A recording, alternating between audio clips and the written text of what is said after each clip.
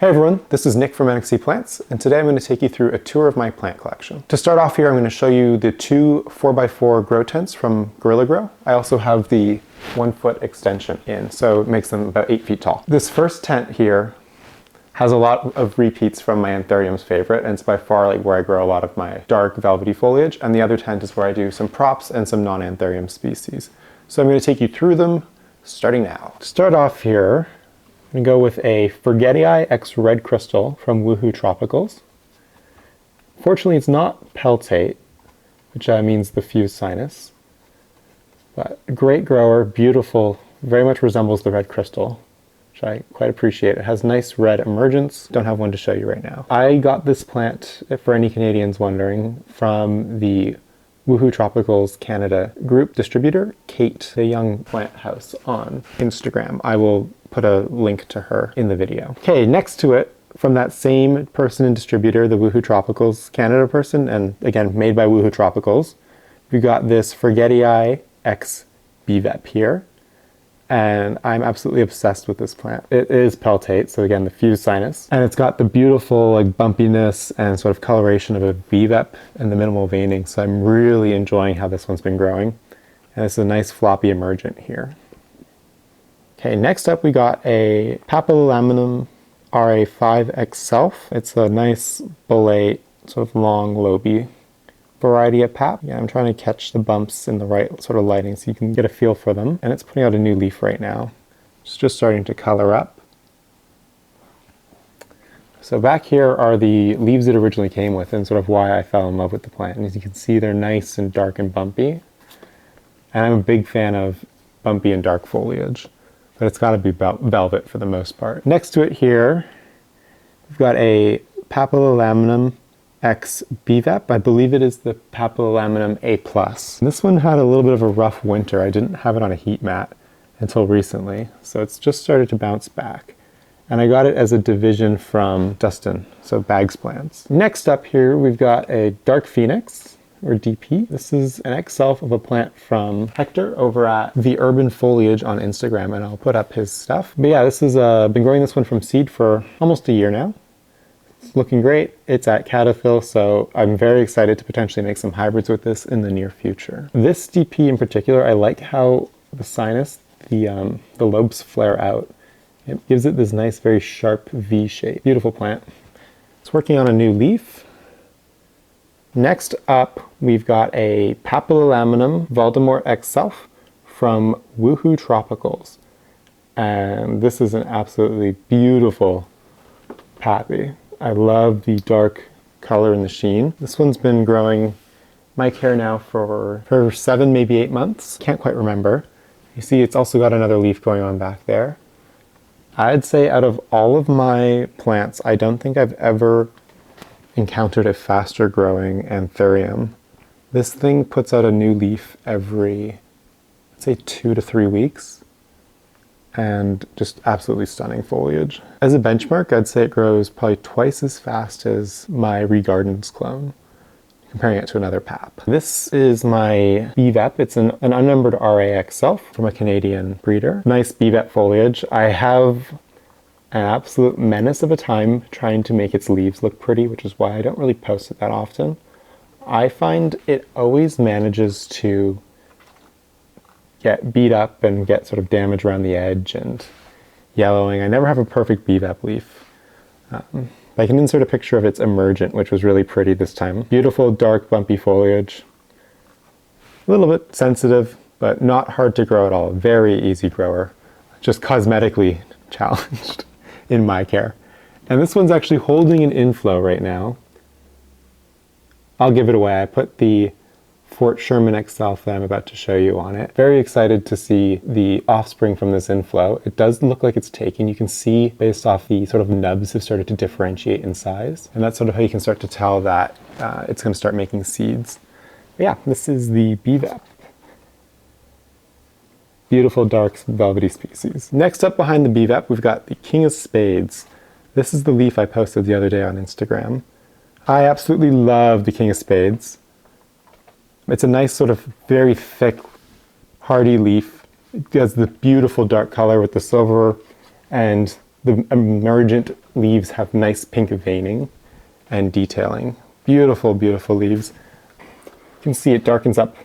That leaf isn't quite fully dark up over there, but this leaf is more representative of what it darkens down to. This is beautiful bluey dark color.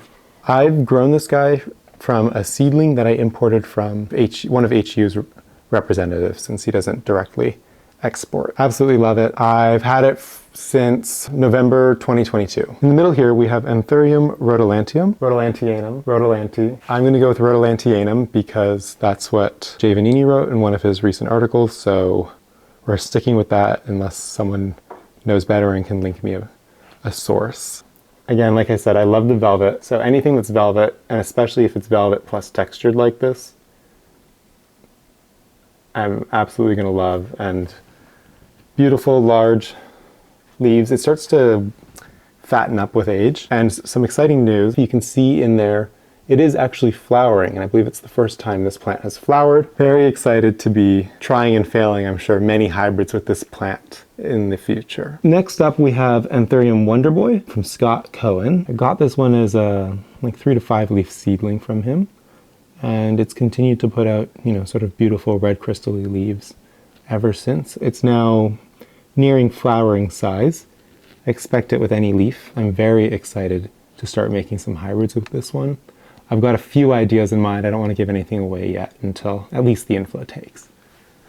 The Wonder Boy originally comes from a plant made by Tim Anderson, I believe the 80s, and that plant is the parent to a lot of the sort of red crystal Wonder Boy dock block looking plants you see out there. Back here, sort of hiding under all the other leaves, I've got my Bessier Af, and it is very excitingly taken pollen from one of the plants I've shown you before. I'm not going to tell you which. And it's just in the early stages of being successfully pollinated, so you can start to see color change and sort of the texture of the inflow as well. But yeah, so this is the Bessier Af. It's the sort of much greener, a little bit larger, less round Bessier Af species, because a few different ones trade under that name. Again, beautiful, dark, nearly black foliage. Aggressively flowering for me. It's making lots of babies. It's just one of the highlights of this tent. Last plant on this sort of lower area is this Fort Sherman X Self. So this is the one I was talking about when I said I put hat pollen on the BVEP. I picked it because, nice and dark. Velvet, of course. This plant's working on an emergent leaf. It's a little bit beat up, but it's still beautiful. Nice, dark, velvety. And it's giving me a third inflow. It's actually successfully holding 2 right now. So that'll be very exciting. The backs of the emergent leaves are a beautiful red color. And you can see this is an old leaf. The old leaves hold the dark. If I can pull one out.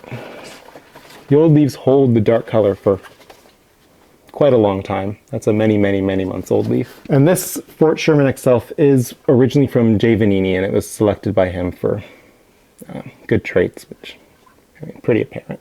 One thing I like about this plant versus the Fort Sherman clone is I find it's a lot redder, and the veins, when they're emergent, it's not quite big enough to see yet. They have the pinkiness of more of like the Ralph Lynham clone, which I quite like. Starting out up here, we've got the Carla Blackier RA5X RA10. This one was bred by Rory. This is its most recent leaf here. Lucky for me with this leaf, we're getting an inflow. You can see the cute little white thing popping out of the petiole there. An inflow, a new leaf that was a good size, absolutely dark, beautiful foliage.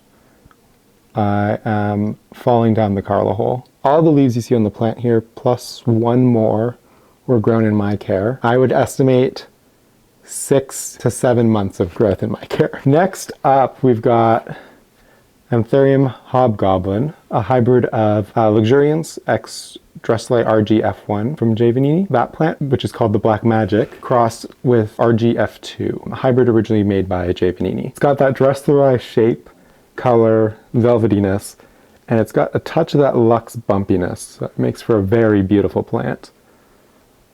And yeah, that's the emergent popping out back there. Beautiful. Love, love, love. Coming back after collecting some pollen, because I bumped an inflow into another plant and wanted to not waste that pollen that got on it, so took a pollination break. Up next here we have my NSE Dressleri. This leaf out in front is an emergent, which is why it's got that really pretty smoky color to it.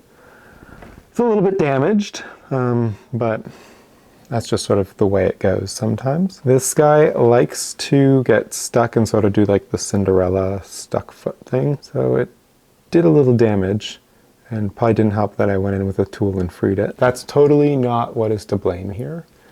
Nope, we're gonna pretend it's just the way it is. And over here is the previous leaf. Beautiful dark, sort of RG dress. We've been growing this guy since it was a little bit of a seedling. Definitely not the easiest to get established, but we found once it's established, it grows pretty well. A little bit slow, more like probably 6 to 8 weeks to fully do the leaf. A good consistent grower.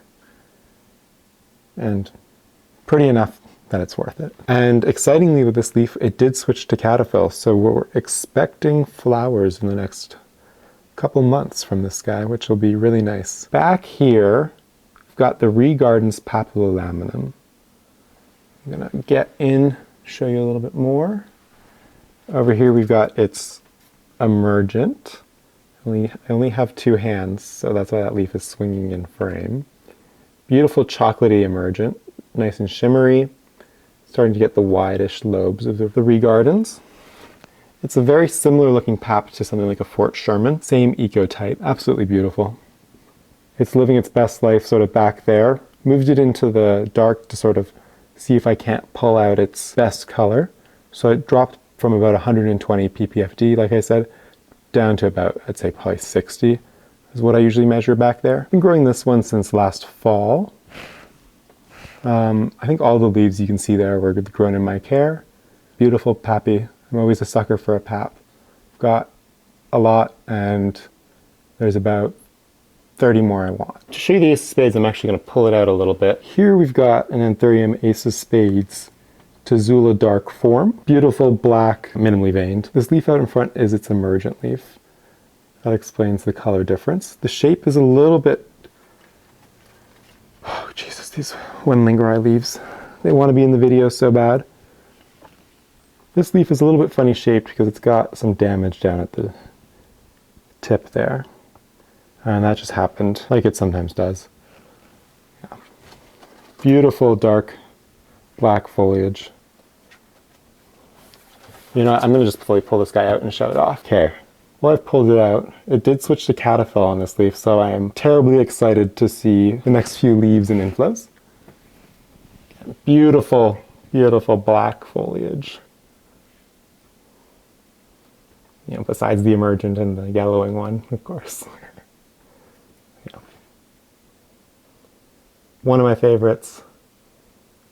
Absolute joy. Really easy to grow, quite hardy. I also find it a pretty fast grower. You know, roots nice and easy. I guess I can show you the backs. It's got that nice rose color. I'm gonna pull the Carla out to show you the SP. Where were we? Here we've got Anthurium SP Nov DF. The DF is short for Dewy Fisk, the original collector. It's a beautiful, dark, wide sinused species, closely related to the ports. This is thought by many to be the sort of main primary hybrid that makes the ports. Dark foliage, you can see a few leaves back, it holds the color pretty consistently, and there's an inflow out in front. Working on a new leaf, and it's got another inflow hiding back there. Big fan of this guy, starting to work on some hybrids with it, hopefully. Absolutely beautiful. One thing I quite like about it is how the wide sinus actually like distorts the leaf and sort of gives it that pinched waist look. I think that's quite fun. Been growing this one since probably end of summer of last year. I got it as a mid-cut. This next plant is so big I actually had to step out of the tent. It's my green form queen. It was the first Warqueanum we got. Next to it, I'm gonna get in here. That little guy is a division of this same queen. It's been flowering for me quite a bit recently since I moved it into very high light. I've been starting to try to make hybrids with it. Have yet to attempt to pollinate it. I'm kind of thinking I might cross it with this other queen that is also too big for me to show while I'm in the tent, so I'm going to talk about it. This was sold to me as a dark and narrow. This one is a green. A little bit difference in the veins. As they get bigger, I'm hoping they'll diverge. No guarantee they're actually different, but pretty nonetheless, and they do look a little bit different. This dark form queen here is doing its first flower for me. So I'm hoping to actually cross the two queens and make myself my own little batch of queens. In the middle here, I got to step even further back. That middle sort of, I'm gonna, oops, my finger in. This guy right here is NSC Wenlingeri. So NSC is a Natural Select Exotics. So it's a selfing of Enid's, the owner-operator. It is beautiful, bumpy, dark, everything you could want. Not quite velvet, so I guess there's always that. But absolutely love this, probably my favorite pendant species. I've been growing this one for, I'd say since November of last year. I do remember actually when we got this one. Yeah, November of last year. And I got it as this little leaf here was the leaf it originally came with, actually. No, these ones were grown in my care. I think every leaf on it now has been grown in my care. It came as quite a small little seedling. It is now a big boy. So up close and personal now with the Wenlingeri. See the nice bumpiness. Getting pretty big. I don't know what I'm going to do with it. It's going to start stabbing the plants on the lower shelf soon. And that is a 6-foot tall shelf there. The leaf in the back is the most recent leaf, and this one out in front got a little bit bleached by being super close to the grow lights, but it seems to appreciate the very high light. Next to it here, we've got a division of a narrow Pallitiflorum. I'm gonna pull it out. This guy is a super narrow Pallitiflorum. I'm cheating a little bit. Some of the narrowness comes from it being a propagation and not quite fully rooted out yet, but it is a super narrow and it's under quite high light, which does help maintain the skinniness. This is another division of the Pallitiflorum, and this one's actually flowering. Right there, you can see it. That's pretty fun. Don't really have any plans for it. The next couple plants are up hiding in the back there, so I'm going to pull them down and show you. First up off the top shelf is this Draconitarum here. Its leaves aren't the prettiest, they don't last the longest, but it is a fast grower. As you can see, it's starting another leaf here.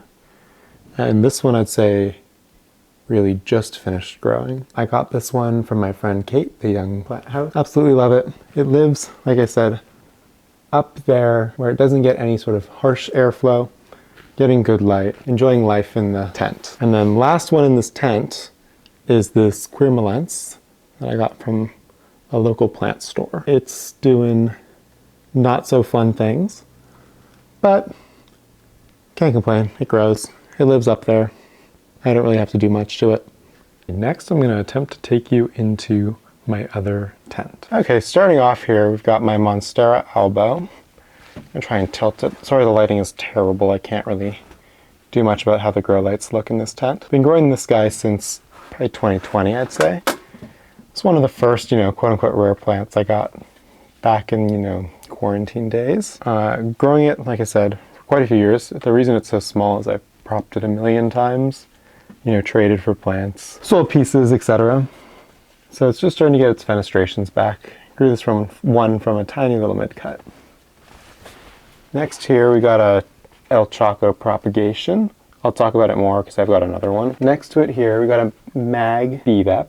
I showed this guy, I think, in the seedling video, along with, the red crystals from Woohoo, another Mag BVEP back there behind it, and this Regal propagation. These were all in my seedlings and props video, so I don't really want to rehash them too much. Try and show on this leaf here, see if I can't get it in the light, there's a bit of sport variegation, so that's pretty fun.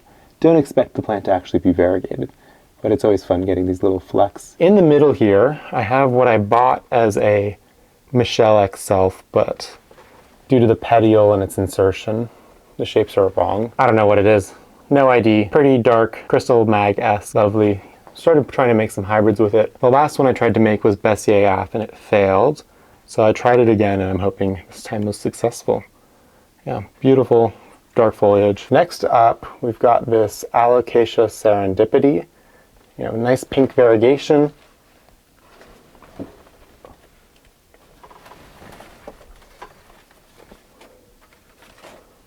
Been growing this one for a few leaves now. I'm growing it actually for my friend. Beautiful, nice pink plant. Here in front, I'm going to do this one first, is the Anthurium Quechua Queen. This is an emergent leaf.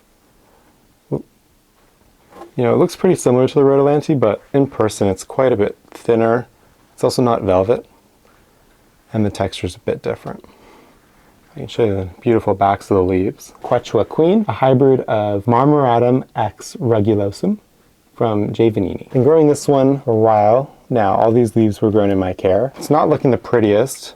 It was a rootless top cut for a while there. Also, it just sort of struggles to keep its leaves perfect. The rugulosum is a pretty difficult plant. And it imparted some of that in this one, at least in my experience. Next up here, we've got a Devon's tie. So it's an Oreo variegated large form monstera that was sold as a Devon's tie by the Devon's Nursery.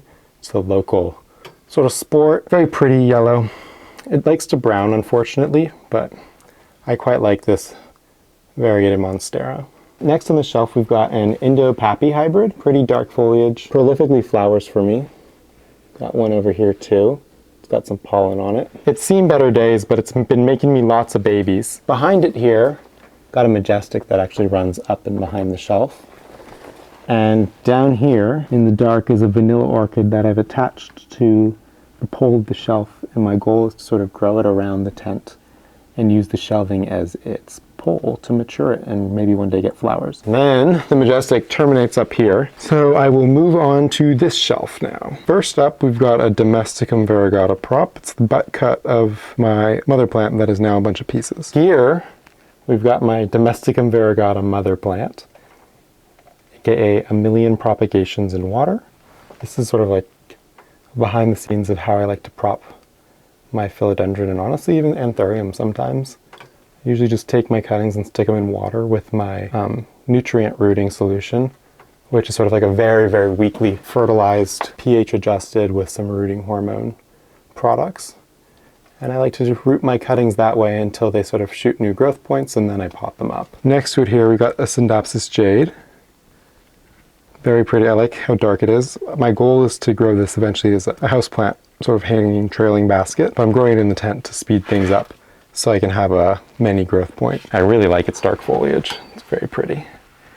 Okay, next up here is a Alocasia macrorhiza variegata. I got it as a sort of plant to experiment and learn about variegated alocasia on. I will say it is very, very hungry for magnesium. Next here we've got an Anthurium nigrolaminum Gigi, or SP Napo. It's a dark leathery species. Here's what its emergent looks like. Nice lobes, very beautiful. It's got an inflow on the way. If you're familiar with the Curandero, I'm hoping to put some papilolaminums on this guy to make some sort of similar looking hybrid batches. Down here we've got a little Soderoy. Not really much to say about it. It's a propagation. Silver, cute. Next to it we've got a prop of a Jose Bono.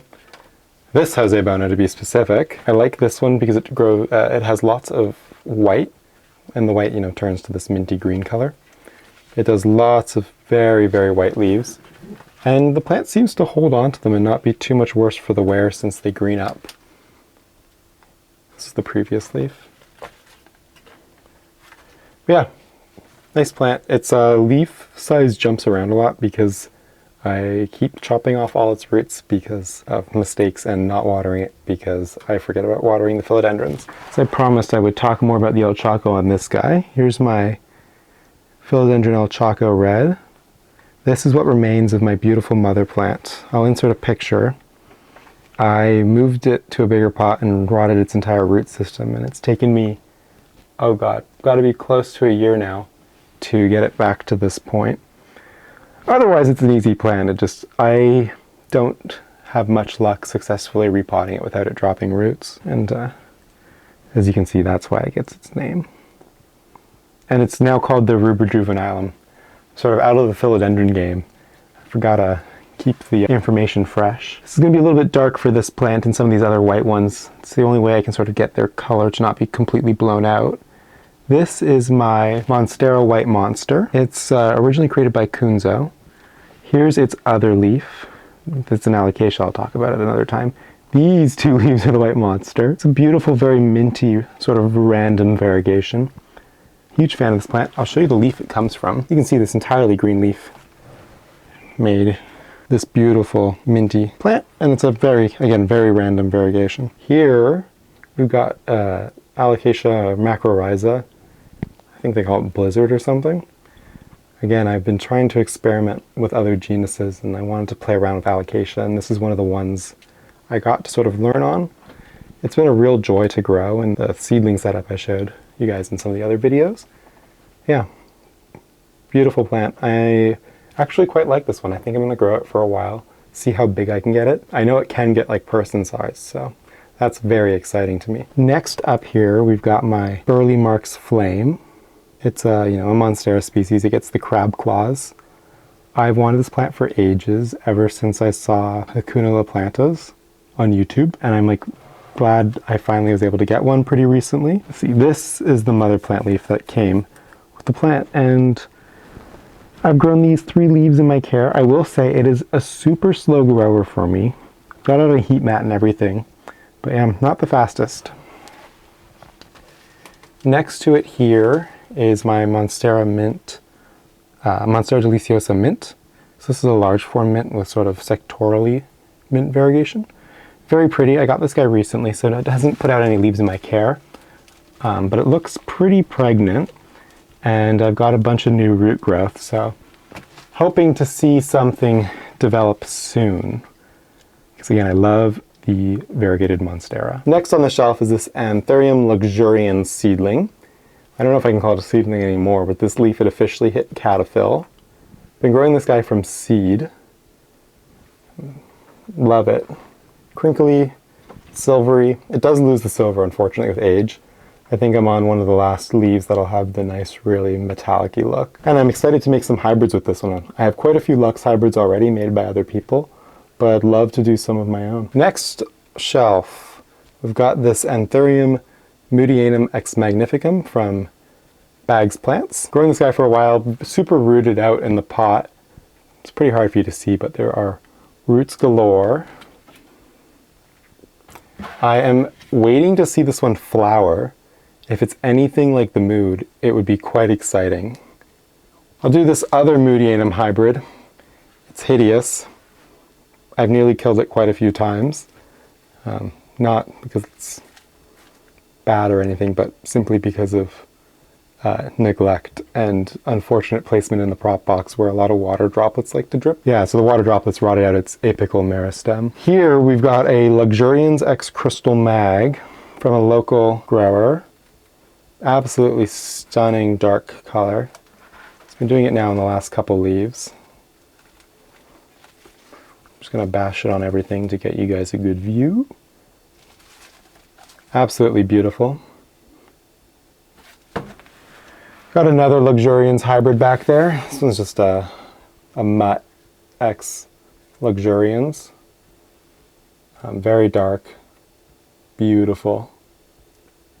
Here we got a little variegated Heteroraceum. I'm gonna hope this gets into focus. There we go. Nothing exciting. It's shooting a growth point. It was a little butt cut. Oh my god. Here we've got a Halomycans top cutting. Just been rooting it out here. I do love the Halomycans. I'm a fan of the Mycans in general. Back here we've got a variegated Hookeri. It recently gave me a second growth point, so that's kind of fun. Yeah, minty leaves. It's a bird's nest Anthurium, so it'll get pretty like wide and squat. Got this guy from the sort of local plant store. I'm gonna show you guys what the leaves looked like. Sort of this really green. And ever since it went under grow lights, it's stayed much whiter. So if you want yours to whiten up, I think it could have something to do with the intensity of the light. Here we've got my dying because it's too white Frydek. Not really much to say, it's gone white. I refuse to do anything because I'm telling myself it'll shoot a growth point from somewhere that's green. Don't know if that's the case. It was pretty for a while there. Last one on this shelf is this Anthurium forgetii X luxurians, made by Somia from the Northern Plant Room. You can see it's nearly peltate. I'd say it's peltate. This last leaf was more. You can see very dark and blue in color. Beautiful foliage. Show the backs of the leaves. Nothing color-wise too exciting. Yeah, what is nice about this plant is how dark this foliage is. Absolutely beautiful. Now we're moving up to the higher shelves. First up, we've got this Hoya Wilbur Graves China. A nice silver foliage. It's one of my 2 Hoya. Don't really know much about Hoya, so I don't really want to speak to them. I copied how Kevin does his, and it's worked great. And then there is my other Hoya, which is a Caudata Sumatra, I believe. I'm trying to copy how Natasha, the Planted in Platinum, got hers all beautifully sun-stressed. No luck yet. If you want to know about Hoya, definitely watch her, don't watch me. Down here we've got 2 Anthurium crystallinum propagations. Then we've got 3 Halomycans props. I'm not going to go into too more detail about them. For these guys, they're just little props that recently moved out of the prop boxes and into the tent. Here we've got a Papilamenum hybrid X crystallinum. This was bred by Bags Plants again. Beautiful dark foliage. It's a little bit worse for wear because I've chopped it near rootless off a chonk. It's got a new leaf there. Nice pink new growth. Yeah, beautiful dark plant.